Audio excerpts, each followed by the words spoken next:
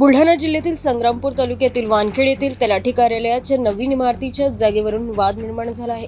गावकऱ्यांच्या म्हणण्यानुसार प्रशासनाने तलाठी कार्यालयासाठी चक्क नदीपात्रात लागत असलेल्या जागेला मान्यता दिल्याने ग्रामस्थांमध्ये नाराजगी पसरली आहे।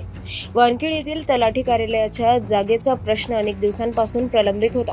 यापूर्वी ग्रामपंचायतीने ग्रामपंचायत आवारातील जीर्ण चावडी इमारत तसेच जुन्या शासकीय दाखवण्याची जागा नवीन तलाठी कार्यालयासाठी सुचवली होती।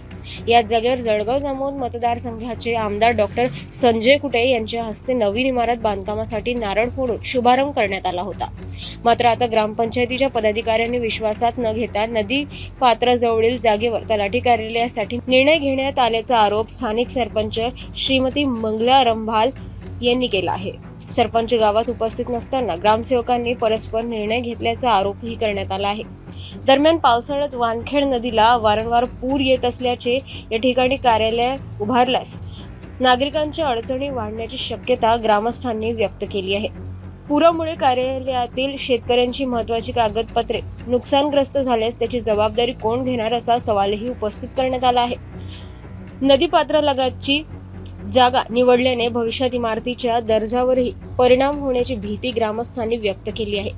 जुन्या इमारतीला पाडून त्याच ठिकाणी नवीन बांधकाम करता येत असताना व एकीकडे जळगाव जामोद तालुक्यातील जीर्ण झालेल्या अशाच जुन्या शाळेचा तब्बल 18 इमारतींना याच मतदारसंघात कार्याध्यक्ष डॉक्टर संजय कुटे यांच्या प्रयत्नातून परवानगी प्राप्त झाली असताना याच मतदारसंघात हा एकतर्फा निर्णय का घेण्यात आला असा प्रश्न उपस्थित होत आहे। सार्वजनिक बांधकाम विभाग पंचायत समिती संग्रामपूर यांनी जागेची पाहणी करूनच परवानगी दिली का याची चौकशी करण्यात मागणी ग्रामस्थांनी केली आहे।